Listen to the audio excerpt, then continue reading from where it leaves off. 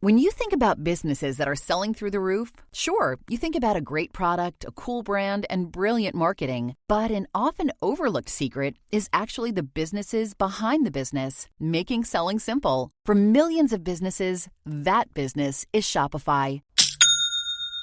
Nobody does selling better than Shopify. They're the home of the #1 checkout on the planet and the not-so-secret Shop Pay that boosts conversions up to 50%, meaning way less carts going abandoned and way more sales happening.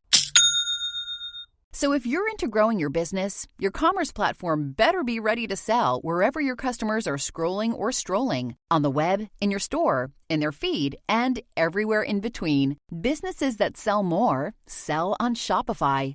Upgrade your business and get the same checkout Allbirds and Skims use. Sign up for your $1 per month trial period at shopify.com/start selling, all lowercase. Go to shopify.com/start selling to upgrade your selling today. Shopify.com/start selling. If your roof starts to leak or your floor's really squeak, you live in a money pit. Money pit. If your basement needs a pump or your place looks like a dump, you live in a money pit. Money pit. Pick up the telephone. Fix up your home sweet home by calling 888-MONEY-PIT. Coast to coast and floorboards to shingles, this is the Money Pit. I'm Leslie Segretti. What are you guys working on? We are well into the spring season. We've got summer in our minds. We're thinking about being outside. We're thinking on tackling all of those great projects to make our home even better so we can love it more and be super proud of all the projects that we are doing. And we here at Team Money Pit can help you do just that. Give us a call anytime at 888-MONEY-PIT so we can help you out with all of the things you are working on or planning to work on. And as always, check out moneypit.com where you can get a ton of great information. Coming up this hour, if building a patio is on your to-do list this spring, we are going to have tricks of the trade to build a patio that will last for many years to come. And also ahead, if a new roof is in your future, there's one type that looks great. It can stand up to virtually anything that Mother Nature can dish out, and it can do that for 50 years or more. We're going to explain why metal roofs are the best choice for durability, style, and energy efficiency just ahead. Also, spring, it's pretty rainy this time of year. You've got wet spring weather ahead, and you may be finding rotted wood in places where water is spending more time than it should be. We're going to explain the easiest way to restore the rot and stop it from getting worse. But before we get to all of that, we are here to help you get ahead of all of the projects that are popping up at your money pit, because that's usually what happens. When it's raining outside, it's pouring inside with projects. We're going to share all of the things from advice to answers to hot new products right here on the Money Pit, your one-stop shop for all things DIY. So give us a call at 888-MONEY-PIT. Jim, who's first? That would be our first caller, Leslie. That's great. I love that. Funny how that works. Good place to start. Yeah. We've got Mike on the line, Leslie, in Florida, who's got an AC issue, which is probably one of the last places you'd want to have an AC issue. What's going on there, Mike? Hey, yeah, thank you. I appreciate that. We just moved down here. My wife and I moved to Florida 6 months ago, and we had an air conditioning folk come out and do an inspection, and they said because of the age of the system, they weren't able to use any kind of a brush or machine to get it cleaned out. Dust out of the AC vents, and he said it would just create so many holes in it that it would be impossible, plus the room to get up in there.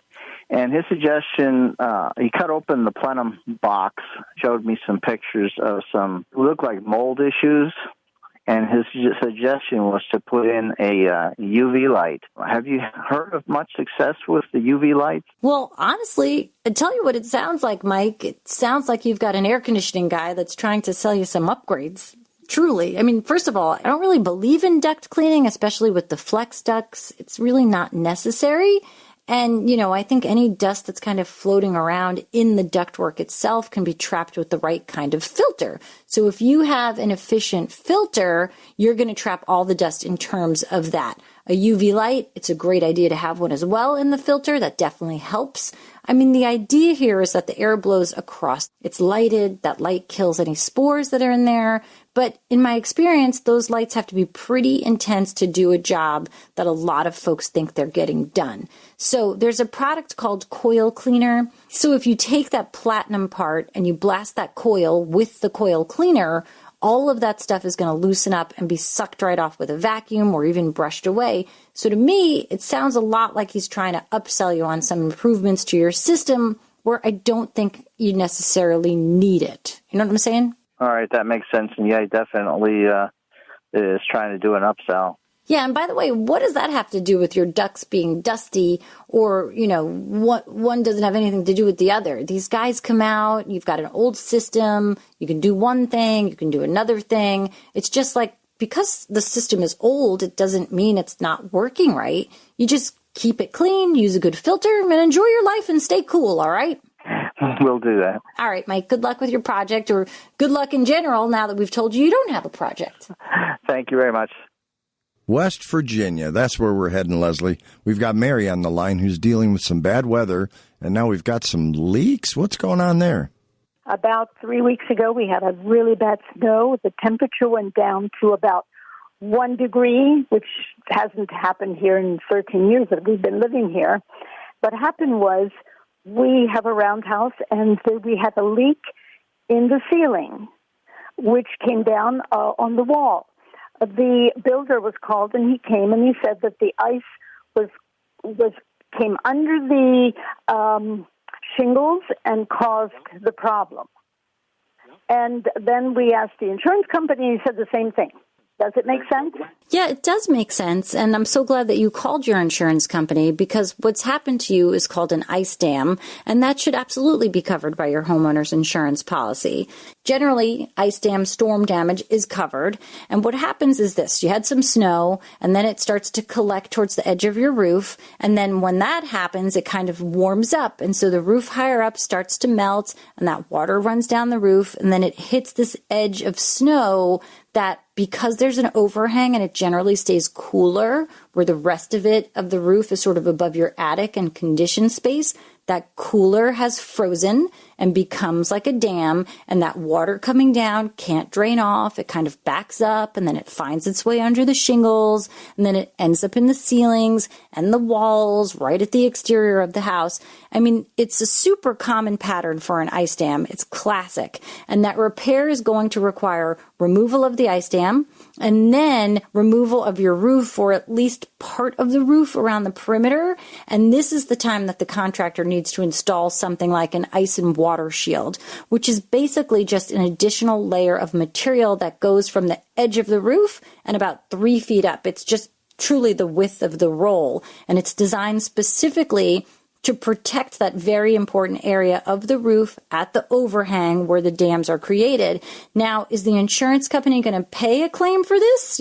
How did it go with them? They are saying that it's only inside, that the shingles have to be changed or removed. Okay, so they're just coming up with the fix for the interior leaks. But if we don't address what's going on with the roof, it's going to happen again.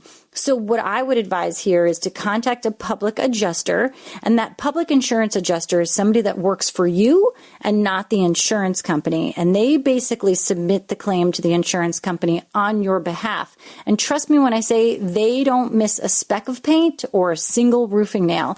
I mean, it is required to get your place back in order. If you do not do this ice dam repair, you're going to end up with the same problem over and over and over again. And if the claim is submitted correctly, they'll cover that and then some. To truly make this correct, you may end up with a whole new roof. You may just end up with the front part, the first quarter part of the roof being repaired and replaced.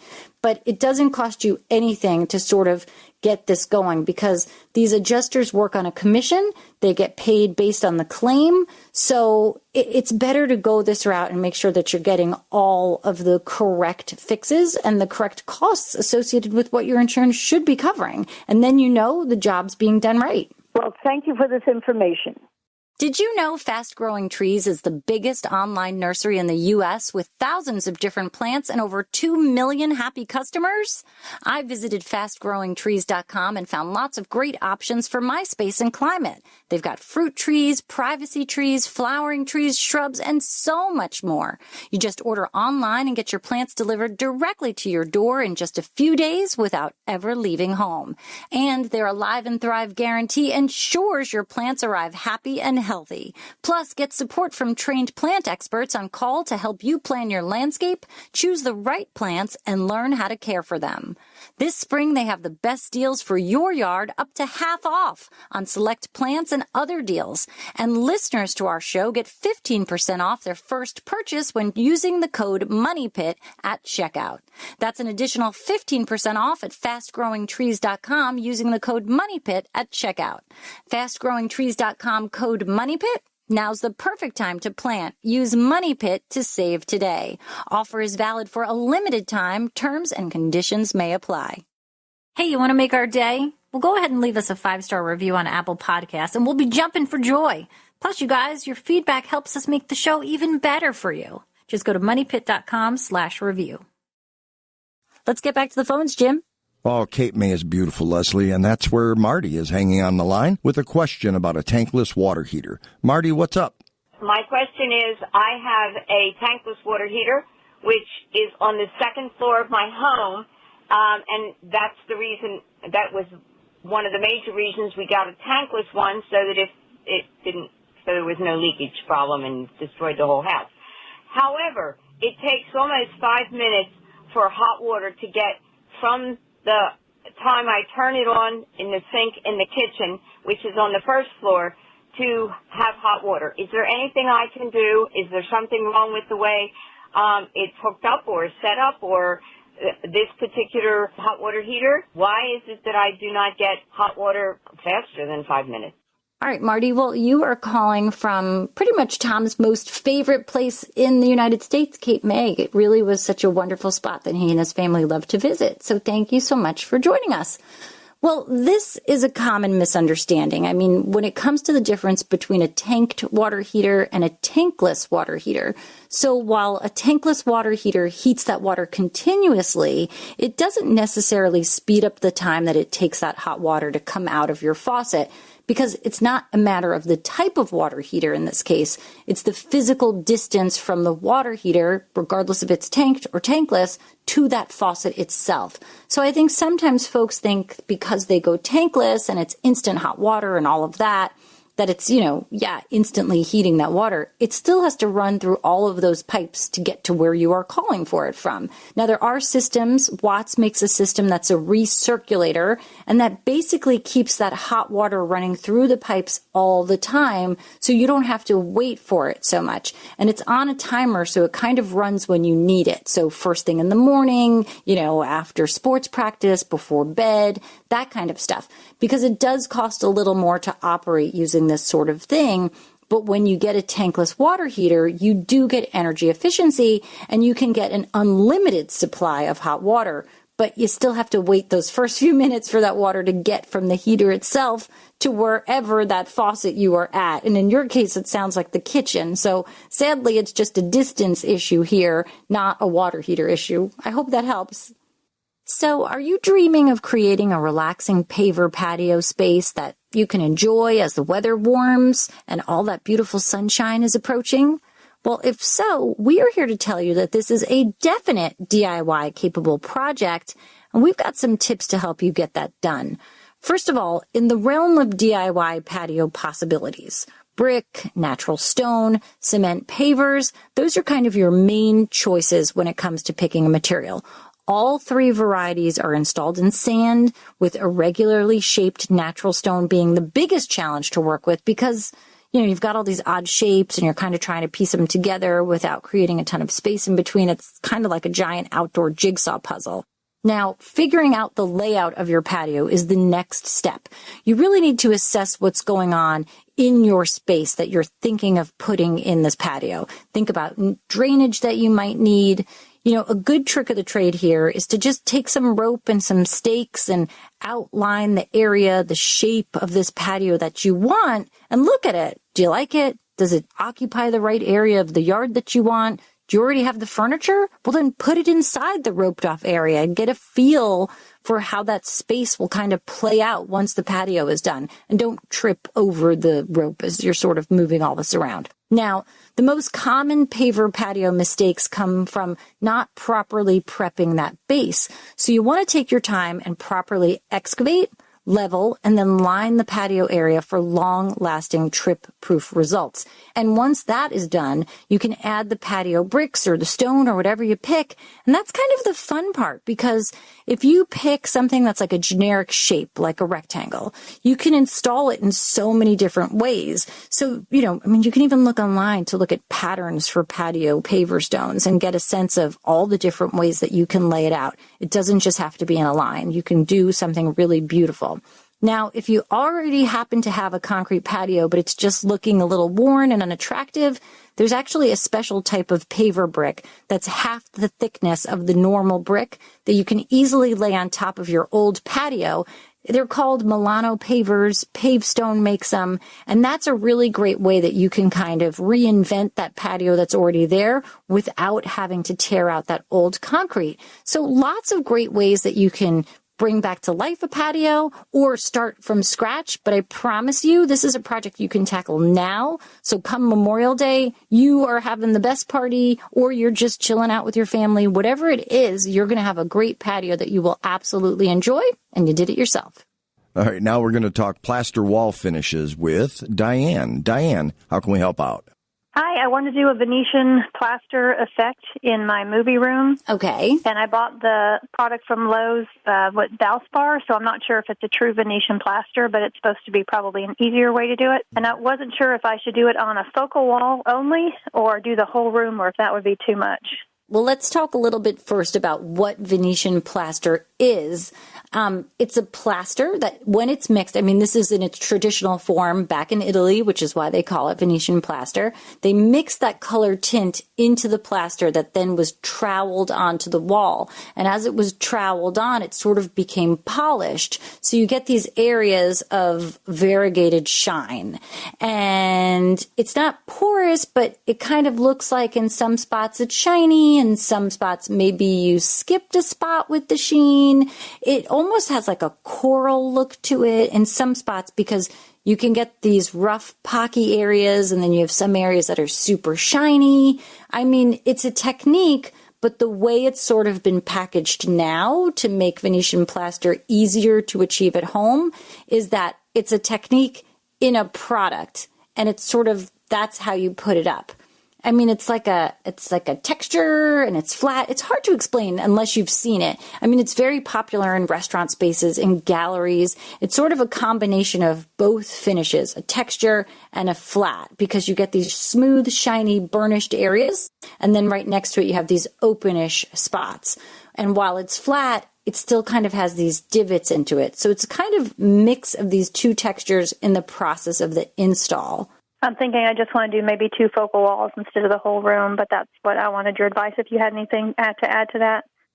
Diane, I can't tell you how many calls we get about these textured surfaces, and people are tired of them and they want to get rid of them. And it's hard to know that you're going to love it for the long haul, and you will put in a ton of work in installing it. It is beautiful, and it's a finish that if you like, you're going to love it in the house, and it's a process that you're either willing to learn or, sometimes pay quite an expensive having it installed professionally for you.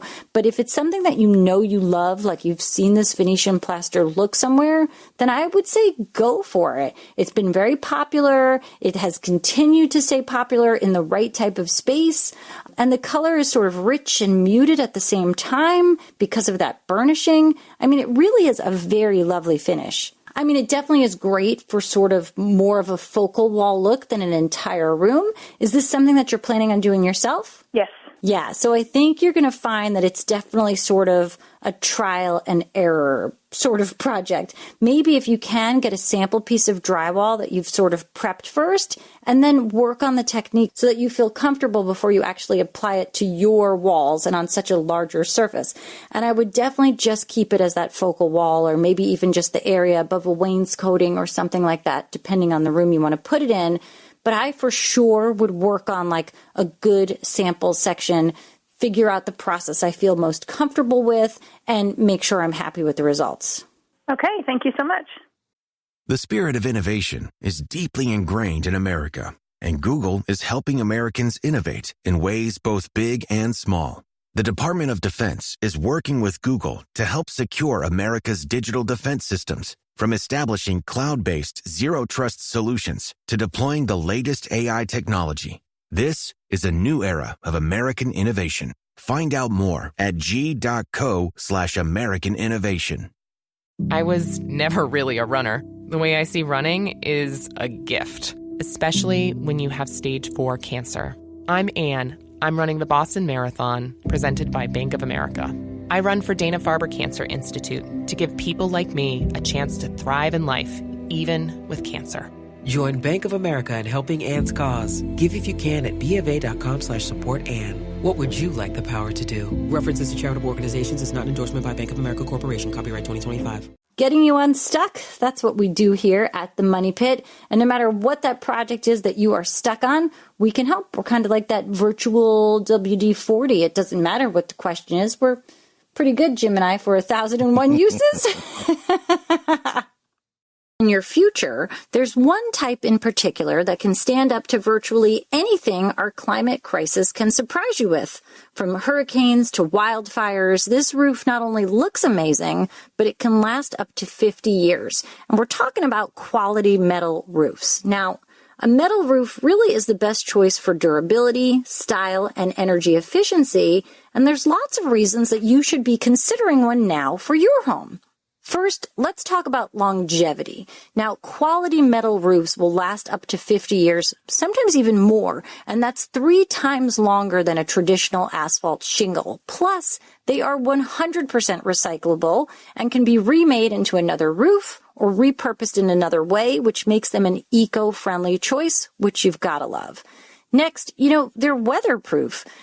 Given that rapidly changing nature of our climate, these metal roofs do stand up. They're engineered to withstand extreme winds, hailstorms, even the threat of wildfires.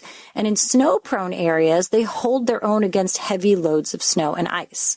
Now, let's talk about energy efficiency, which isn't usually a consideration when it comes to choosing a roof, but there's a big energy efficiency benefit here when you choose today's quality metal roofs, because they have a coating that reflects that solar heat away, and that cuts down on your cooling costs, and it keeps your home comfortable year-round. And you know what? They just look great. Metal roofs come in an array of colors, textures, designs. They're going to match pretty much any architectural style that your home has.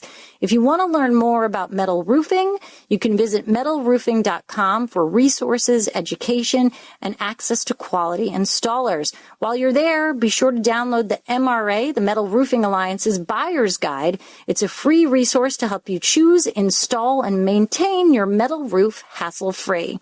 Check them out at metalroofing.com. Mark is out in arid Nevada, not the city of, just the condition usually. It's a dry heat. Yeah, it is, which means it's not hot at all. Right. Okay, Mark, what's going on at your Money Pit?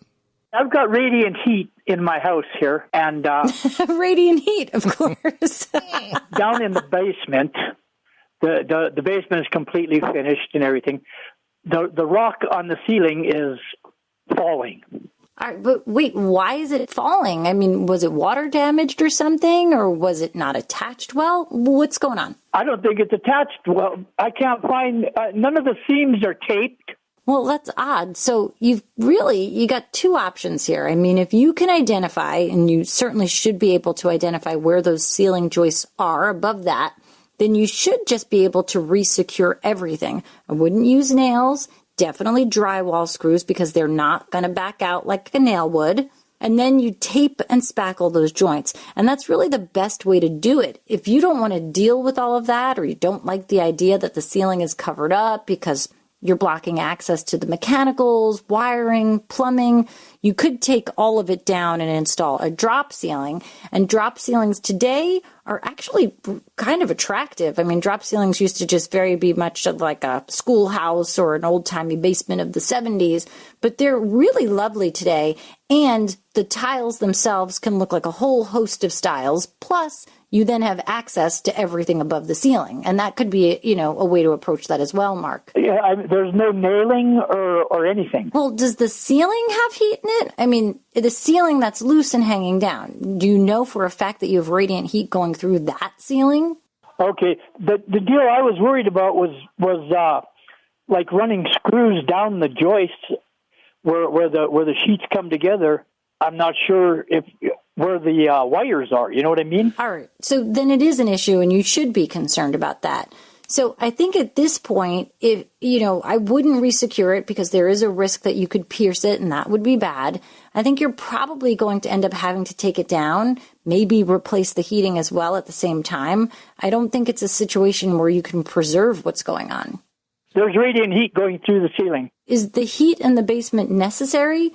Because another thing that you could do if you disconnect that section of the heat, you could use an electric radiant baseboard unit instead. I mean, it's common in a lot of basements, especially where you are, that don't have to be heated year round, maybe just when you get some exceptionally cold weather. And even though electric radiant heat is expensive to operate because, you're paying for the electric charges, you wouldn't have to have those radiators on all at the same time. Right. Actually, it's in a small room. The basement is sectioned in 2 rooms, and it's just a small room like an office would be, and I actually don't have the heat on in there. Well, then maybe that's the answer. Maybe you just disconnect that heat, the radiant heat that's in the ceiling, take it down, and start again. Yeah, because there's thermostats in every room, controlling every room individually. That's interesting. How old is your house, Mark? It was built in 94. Wow, so you've had that radiant heat since 94. Uh-huh. I mean, we really don't see a lot of radiant heat much older than that. So I think it's done its purpose, and it's time for something else. All right, good luck with that project, Mark. Okay, thank you. You're welcome. Well, when wood gets wet and stays that way for a long time, it rots. And with all the rainy, wet spring weather we've had, and definitely is still on its way, you may very likely find rotted wood in places where water is spending more time than it should be. Now, we're talking about places like a wood windowsill or your wood porch columns, trim around your doors, even the wood that trims the corners of your home or the fascia just behind the gutters. Places like this that get wet, stay wet, and they may not have been painted frequently enough. So those are going to deteriorate quickly into a soggy, mushy, rotted mess. But instead of replacing wood that rots away, there is a way to restore and rebuild those areas for a fraction of the cost of wood. Now, there's 2 products that we love to use for this. One's called Liquid Wood, and the other is Wood Epox. They're both made by Abitron, and that's a company that we've been recommending for almost as long as the Money Pit has been a show. I can remember, actually, when I first bought my home in 2003. My basement floor was not level, and Tom was like, "Oh, you want Abacast by Abitron." So truly, my first interaction with Tom and the Money Pit was with an Abitron product. So Liquid Wood and Wood Epox are no strangers to the home improvement game. They are both products that are high-performance epoxy adhesives, and they will work together to restore and rebuild those rotted or damaged wood areas. But the first thing you have to do, guys, is you have to prep that surface properly. You want to make sure you remove all of the paint in the area. If there's any oil or dirt or grease, you've got to clean that away. And the moisture content in the wood needs to be below 17%. I'm not saying you have to measure it, but you have to make sure that that wood is dry. Now, if you've got a deep hole, what you have to do is sort of fill that hole first with the wood epox, and then once it's cured, you use the liquid wood. You then mix the 2 parts equally in a small container, and it's kind of important that that container isn't too wide or too shallow, and then you mix it well, and you can brush or even pour it into that spongy, damaged area of the wood. And what happens is that damaged wood becomes fortified with the liquid wood. It kind of becomes strong wood again. It like fills in that spongy mess. And once it's cured, you just kind of sand it to clean it up and you finish it as you would any other part of the trim. So great products to use, great project to tackle if you're dealing with this, and definitely something you can do on your own. McDonald's meets the Minecraft universe with one of 6 collectibles and your choice of a Big Mac or 10-piece McNuggets with spicy nether flame sauce. Now available with a Minecraft movie meal. At participating McDonald's for a limited time, a Minecraft movie only in theaters. Lowe's is the destination for Ego outdoor power equipment this spring. See what's new and exclusive, like the 17-inch string trimmer with Line IQ technology that auto-feeds to save you time. And the 22-inch Select Cut self-propelled mowers with a multi-blade system for precise cutting. Shop Ego Days, happening now during Spring Fest at Lowe's. We help, you save. Selection varies by location while supplies last. Let's get back to the phones. Jim, who's up? Leslie, John in Florida is on the line, and he's dealing with some issues with some siding. What's going on, John? Can you tell us what's happening? Just was going to remodel the interior of my house. I had a bunch of wallpaper and the stuff on the ceiling, the little bubbles, and I just wanted to get rid of it all. All right, are you talking about a textured ceiling, John? Yeah, textured ceiling. So I figured the easiest way, because I wanted to do the wiring anyway, because it was aluminum wiring, that just take out the drywall and start from scratch. So all the studs are there, but I just took everything else out throughout the whole house. And a friend of mine said, geez, you should cocoon the house with the spray foam insulation. And I said, geez, the house won't breathe or anything. Is that okay? And he goes, I think so. I was just curious of what you guys thought of the spray foam and doing the whole thing. Tom had spray foam insulation in his home, and he really loved it. He always thought that made such an improvement with the efficiency of his home's heating. And, you know, it really, really was helpful. And it's funny because once he put in the spray insulation, he would always get these letters from the utility company being like, wow, your house is way more energy efficient than the house next door. And he was like, all I did was blow in the insulation. So spray foam is definitely a great way to achieve excellent energy efficiency in your home. And the nice thing about a spray foam insulation is that it expands as it's applied. So it's going to go into all of those nooks and crannies. In terms of breathability, you would have to have an exceptionally tight house to have really any breathability issues. And if you did, you could use an air-to-air heat exchanger, which is a device that works with the HVAC system. And it basically pulls fresh air in from outside, cools it or heats it depending on the season, and then circulates it into the home. But with an existing house, it's probably going to be super unusual for you to need that. Right. So they were talking about spraying, so they would spray the walls and then just go right up into the raft. And then they said you have to have, your HVAC has to have a vent inside that conditioned space upstairs. So you think that's a good idea then? A really super energy efficient home that's built that way from scratch, maybe you'd have to do something like that. But I don't think it's going to be an issue for an existing home like yours. Inside the ductwork up in the attic, they said you need to have at least one vent in there because it's going to condition that whole space above your like head. a ridge vent or a soffit vent? No, just inside the ductwork. All right. I hear what you're saying, I think. I don't know why they're telling you need that. It really doesn't make sense to me because you would essentially be encapsulating the attic space in the walls. And what I find is that in the attic, you want it usually to be the same temperature as the rest of the house with this spray foam insulation, no matter what time of year it is. So it never gets super cold in the winter. It doesn't get super hot in the summer. It kind of just stays neutral most of the time. So I'm not really sure why they're suggesting that you open an HVAC duct up there. I think they were talking about airflow up there to move air a little bit because I'm down in Florida. I'm half a mile from the Gulf. You're right. Maybe it is a local thing. I mean, I'm an East Coast gal, like Northeast. You're a Gulf Coast guy. So maybe it is something more about the area that you're in. I mean, generally speaking, the show loves spray foam insulation. It works well. It's always a good idea. And in your case, you've got all the drywall off. So this really is the best opportunity to do so. And I mean, between the popcorn ceiling and the aluminum wiring, you really hit the jackpot with this one. And all the old wallpaper. Yes, the wallpaper too. You're right, John. Good luck with that project. Yeah, that makes me feel a lot better knowing that you think it's a good idea. Thank you so much. Yeah, you're very welcome. Bye-bye. We've got Samantha here. What's she asking, Jim? Samantha writes, I have a 100-year-old home in the Midwest, and my foundation walls are bowing in about an inch and a half. I've had a few foundation contractors look at it and give me their opinions, which vary quite a bit.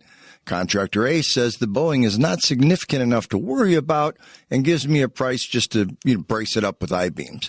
Contractor B says a partial or full foundation replacement is necessary. And every contractor always seems to ask one question about the subject. How much do you want to spend? Why should that have anything to do with it? Yeah, I mean, it's kind of interesting that they'll basically construct a repair for you, Sam, that matches the amount of money that you're willing to spend. Just so happens. Oh, that's what you have? Well, that's how much this is going to cost. So my concern here is that, both contractor A and contractor B, while maybe awesome contractors, I don't think have credentials for being structural designers. So they're not a licensed architect. They're not a licensed engineer. They're not even a designer. They're a contractor who knows how to build stuff and put stuff together, which is awesome. But in this case, you need some really expert-specific advice. If those walls are bowing an inch to an inch and a half, that's pretty significant. So first and foremost, stop calling contractors. They're only trying to sell you whatever fix that they happen to specialize in that they think is going to do the trick. Based on your budget that you just told them. True. Now, the only way really to properly address this is to contact a structural engineer, because that engineer is skilled and certified to analyze this problem. And then they're going to prepare a detailed report advising how you should fix it. And that's going to include specifications on how that job should be accomplished. And once you have this report, and only when you have this report, do you submit it to contractors. And at this point, you're saying, what do you think we should do to fix it? You're actually saying, look, this is how I want it fixed. It's spelled out in this report from a structural engineer. What's your price for doing exactly what's here? And the best part with this sort of packet of information is that there's no variation from pro to pro. So you're getting truly comparable bids because each of these contractors are bidding on the exact process of this project. And the mistake here is that a lot of people start talking to different contractors. That contractor is sort of giving their level of advice, but they're not qualified to provide that advice. And it's also sort of a conflict of interest if they're specifying a repair that they can do, but that might not be the repair for what's structurally needed. Now, there's one more really important step in that once this job is complete, you want that same structural engineer to come back and re-inspect it and provide an addendum to that letter that says, this work is great, it was done right, and everything is structurally sound. Because this way, when you go to sell the house, you've got complete proof that you've had the repair designed, executed, and completely and totally signed off on. And it'll have no impact on the value of your property because it's been done correctly. Because this really is truly the only way to handle something, Samantha, of this nature. And, we wish you lots of luck on this one. Thank you so much for joining us this hour here at the Money Pit. It's definitely been a spring project-filled hour, from building a paver patio to choosing a fantastically weather-resistant roof in a metal roof, and even fixing all of that rotted wood that this relentless spring rain has brought you. Whatever it is that you are working on at your Money Pit, remember the show continues online at moneypit.com, and we are here for you. Remember, guys, you can do it yourself, but you don't have to do it alone. On the Money Pit Radio Show. On the Money Pit Radio Show. Pick up the telephone. Fix up your home sweet home by calling 888 Money Pit. Woo! This weekend, only at Macy's, it's our lowest prices of spring. How low? Diamond rings, pendants, and earrings, only $399, originally $1,500. Ninja blenders, now $89.99. And $395 men's designer suits, only $99.99. So if you're wondering why you should shop Macy's lowest prices sale, well, the name pretty much says it all. It's our lowest prices for one weekend only. Starts tomorrow at Macy's. Savings off already reduced prices. Exclusions apply. It's Ram Truck Month. Hurry into your local Ram dealer for great deals on the trucks built to help you drive your own story. Like Ram 1500, Motor Trend's 2025 Truck of the Year.